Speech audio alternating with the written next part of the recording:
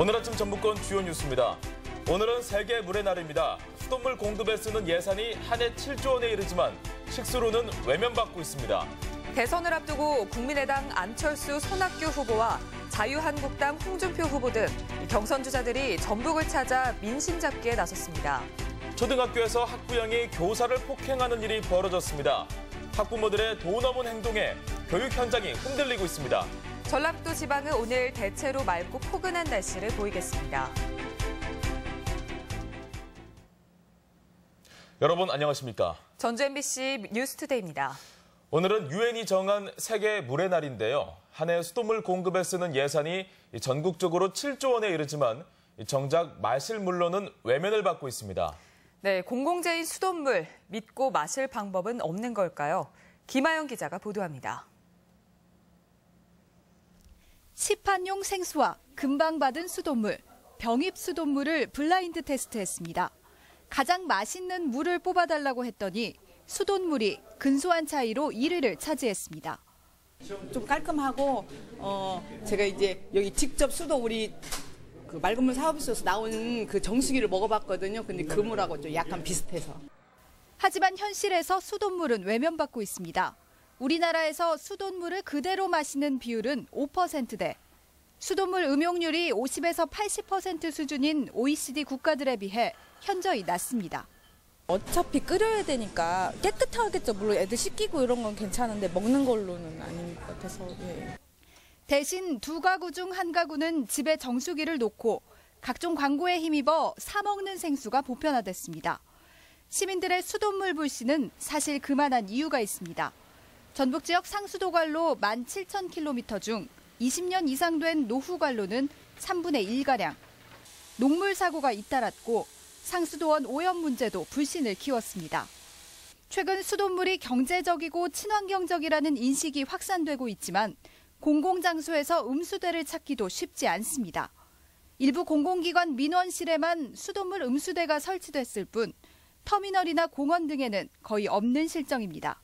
음수대 설치라든지 아니면 일정 구역을 수돗물 안심마을이나 이런 정해서 거기에 소통이 가능할 수 있는 구체적인 모델을 만들어내는 게 조례로 가능할 것 같습니다.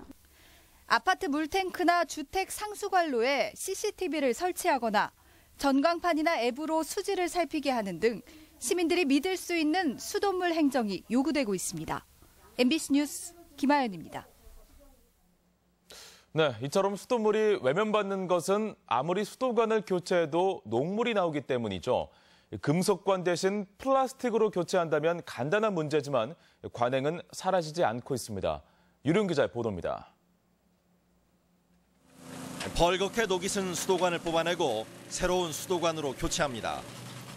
맑은 물을 공급하기 위해 지난 8년 동안 전주에서만 1,600억 원의 예산이 투입되었습니다. 세대별로 나눠보면 100만 원 이상을 들였지만 새 수도관의 유효기간은 30년도 되지 않습니다. 주출관 같은 경우에는 30년 주기로 교체를 하는데 안에 또 스켈이 생기고 녹이 생기고. 주철관이나 강관은 10년이 지나면서부터 녹이 슬고 이물질이 달라붙어 동맥경화처럼 관로가 좁아지는 문제가 발생합니다. 주기적으로 땅을 파헤치고 관로를 갈아줘야 하는 일이 불가피해 선진국에서는 금속관 대신 강화 PVC관으로 대체하는 추세입니다. 가격도 주철관보다 20% 저렴하고 포크레인이 올라타도 부서지지 않을 만큼 견고해 이미 보편화된 기술입니다. PVC 재질로 만든 제품이다 보니 그 안에 그 녹물이나 이물질이 끼지 않는 큰 장점이 있을 뿐더러 50년 동안 사용을 해도 큰 문제가 되지 않는 연구 결과가 나와 있습니다. 하지만 지자체의 관행적인 주철관 교체로 국내에 매설된 PVC관은 전체 상수도의 20%도 되지 않습니다. 과거에 사용했던 것은 어느 정도 입증이 돼 있는데 새로운 것에 대한 불안감?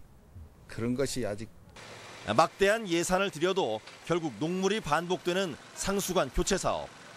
수돗물은 못 마실 물로 인식되고 결국 병입된 물을 사 먹는 불합리가 계속되고 있습니다. MBC 뉴스 유룡입니다.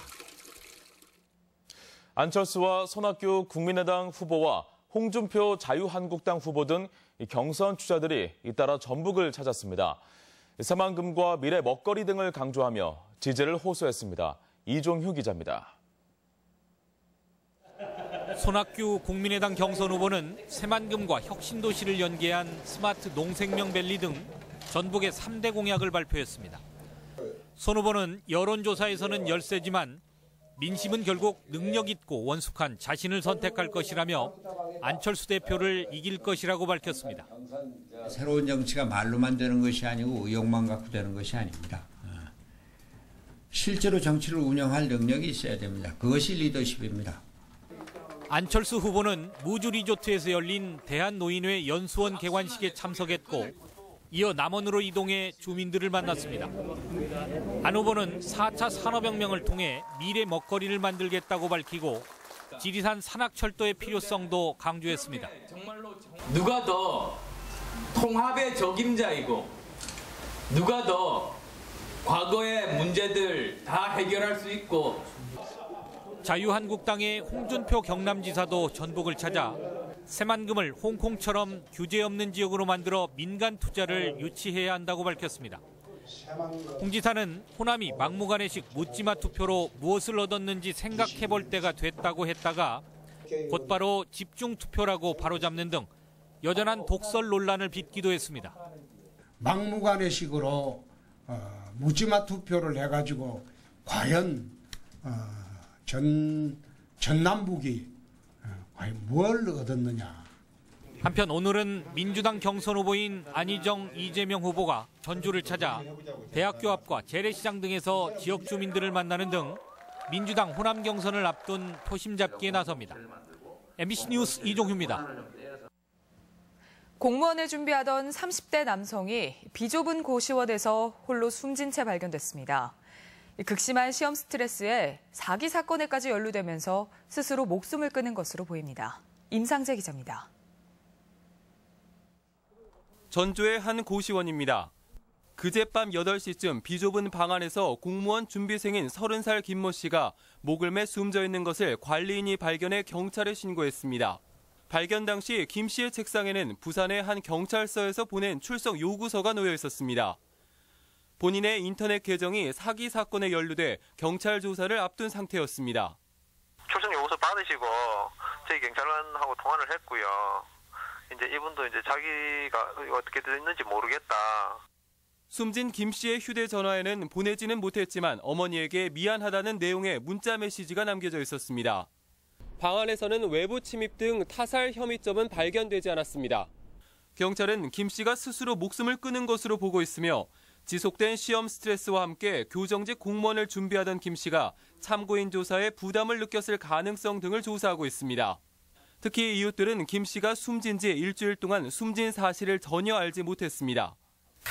고시텔이라 가지고 왕래가 있고 그런 거 없어요. 그냥 60만 취업 준비생으로 대변되는 극심한 청년 실업 문제 속에 김 씨의 쓸쓸한 죽음은 우리 시대의 아픈 자화상으로 다가오고 있습니다. MBC 뉴스 임상재입니다. 익산의 한 초등학교에서 학부형이 교사를 폭행하는 일이 또 벌어졌습니다. 학부모들의 도 넘은 행동에 또다시 교권이 흔들리고 있습니다. 한범수 기자의 보도입니다. 익산 남중동의 한 초등학교. 어제 낮 11시쯤 이 학교 31살 강모 교사가 학부형에게 폭행을 당하는 일이 벌어졌습니다. 강 씨가 평소 지각이 잦은 학생을 나무라자 학부형인 44살 문모 씨가 항의하는 과정에서 일어난 일입니다. 아빠가 차를 태워다 줬대요, 학교에. 근데 반에 가는데 혼날 거 아니에요, 늦잠 잤으니까. 선생님한테. 학부형인 문 씨는 학생들이 운동장을 나간 체육 시간에 교실에 남아있던 선생님의 가슴과 목을 손으로 때렸습니다. 학교 측은 이러한 사실을 인지한 뒤 곧바로 경찰에 신고했습니다. 이제 1년 6개월 차 초임 선생님인데 상처를 받아서 어떻게 할지 그것이 큰 걱정이고. 경찰은 피해 교사를 불러 경위를 조사했으며 학부형인 문 씨를 형사처벌할 계획입니다. 학교에 가기 싫다. 담임 선생님 무섭다. 이런 말을 듣고 아버지가 화가 나서 학교에 쫓아간 겁니다. 그래서 학부모들의 도를 넘는 자녀 사랑이 교육 현장을 흔들고 있습니다. MBC 뉴스 한범수입니다. 지난해 6월 뉴스데스크에서 보도한 전라북도 경제자문관 이모 씨의 중소기업에 대한 뇌물 요구 혐의 사건에 대해 전북경찰청 지능범죄수사대는 증거불충분으로 혐의 없음 4살을 종결했습니다. 경찰은 도 경제자문관인 이 씨가 업무와 관련해 일자리 등을 요구했다고 주장한 업체 가운데 한 곳으로부터 피해자의 진술을 확보할 수 없어 수사를 더 이상 진척시킬 수 없어 종결했다고 밝혔습니다. 이 보도는 언론중재의 조정에 따른 것입니다.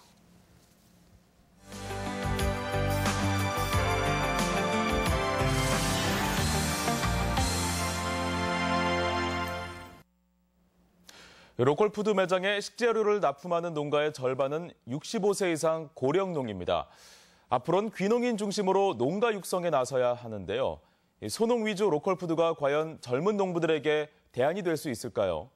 로컬푸드 기획보도 두 번째 시간 이경희 기자가 보도합니다.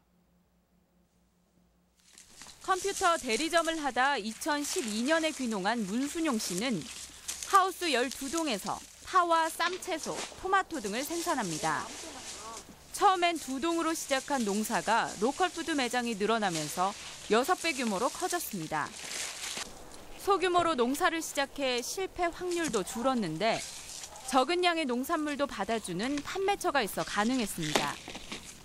지금은 연간 6천만 원의 순수익을 꾸준히 올리고 있습니다. 로컬에서는 어찌됐건 잘한 사람 것이건 못한 사람 것이건 일단은 받아는 줘요. 그걸로 해서 먹고 살았죠. 로컬푸드 매장이 생긴 뒤 농가 수입도 점차 나아지고 있습니다. 완주군의 경우 매장이 처음 생긴 지난 2012년에 매출액이 54억 원에 불과했지만 지난해는 8배 이상 늘었습니다. 지난해 참여 농가당 평균 2천만 원 상당의 매출을 올린 셈입니다. 완주 로컬푸드의 목표는 월 150만 원 버는 월급 받는 농부 3천 소농을 육성하는 것. 매장뿐 아니라 가공식품과 학교 급식까지 판로가 확대되면서 젊은 농부들에게도 기회가 되고 있습니다.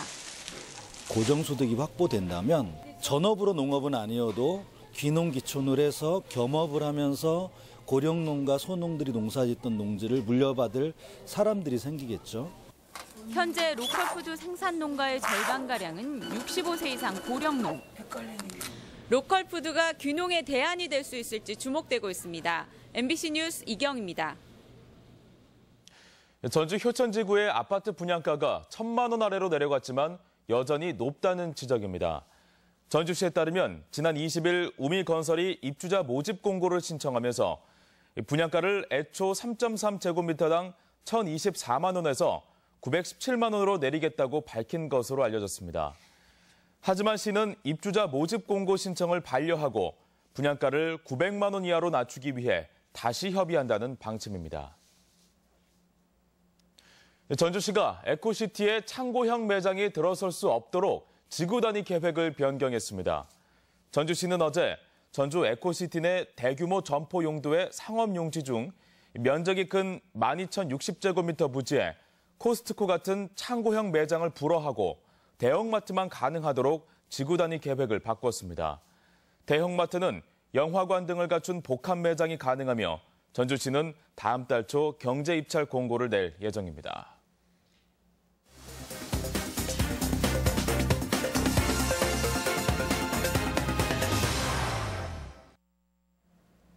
도내 시군별로 가스 공급 시설 개선 등 에너지 복지 사업이 다양하게 추진됩니다. 진안군은 인삼과 홍삼의 신뢰성 확보를 위해 생산 이력 관리제를 도입합니다. 지역 소식 김한광 기자입니다. 임실군이 마을 단위로 LPG 소형 저장 탱크를 보급합니다. 산업통상자원부 공모로 추진되는 LPG 소형 저장 탱크는 30% 이상 연료비 절감이 가능한데 올해 도내 최초로 임실 원산마을에 설치돼 주민 에너지 복지 향상이 기대됩니다.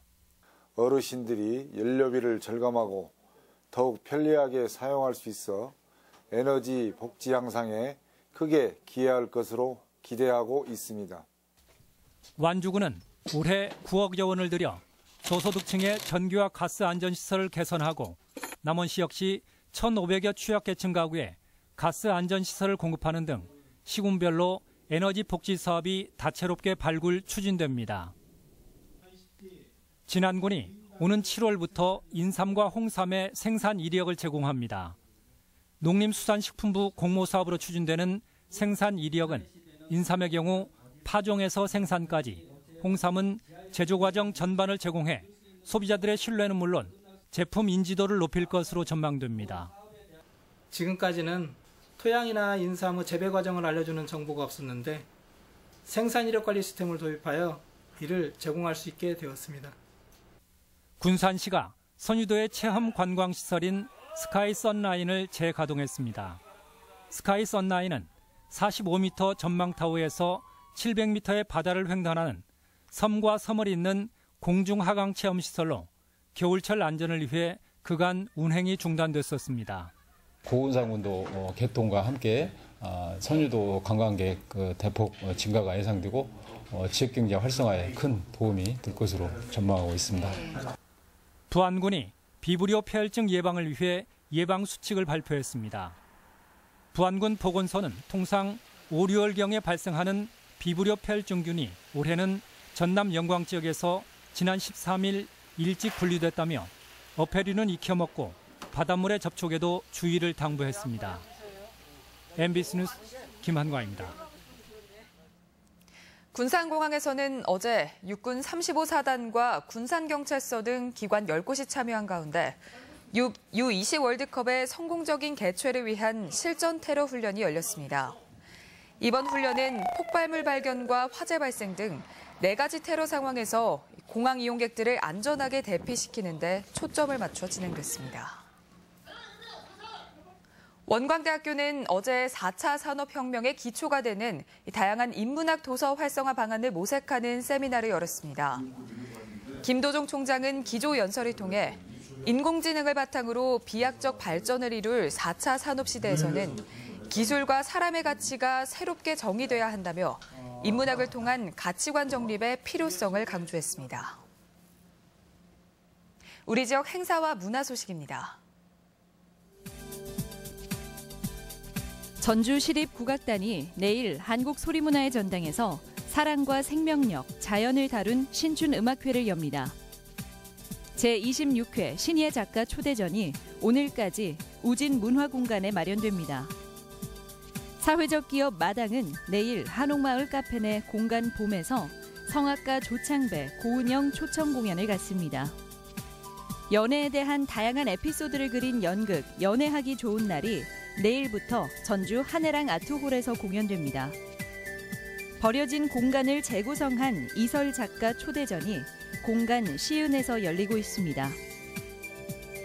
전주시는 오늘 용흥초등학교 앞 삼천 둔치에서 세계 물의 날 기념 행사를 개최합니다. 익산 시민대학 강좌가 오늘 솜리문화예술회관에서 성공을 부르는 유쾌한 대화법을 주제로 진행됩니다. 찾아가는 금융보험 무료 특강이 오늘 전북 창조경제혁신센터에서 마련됩니다. 산업통상자원부가 시행하고 전라북도가 지원하는 2017 전북지역특화 산업육성사업 2차 설명회가 오늘 전북대학교에서 있습니다. 전주 시민의 장과 모범 시민상 선발을 위한 후보자 추천을 이달 31일까지 받습니다. 날씨입니다. 전라북도 지방은 오늘 대체로 맑고 포근한 날씨를 보이겠습니다. 낮 최고 기온은 전주 14도, 정읍 13도 등 12에서 14도의 분포로 어제보다 2도가량 높겠습니다. 바다의 물결은 서해남부 앞바다에서 0.5에서 2m, 서해남부 먼바다에서는 0.5m로 일겠습니다.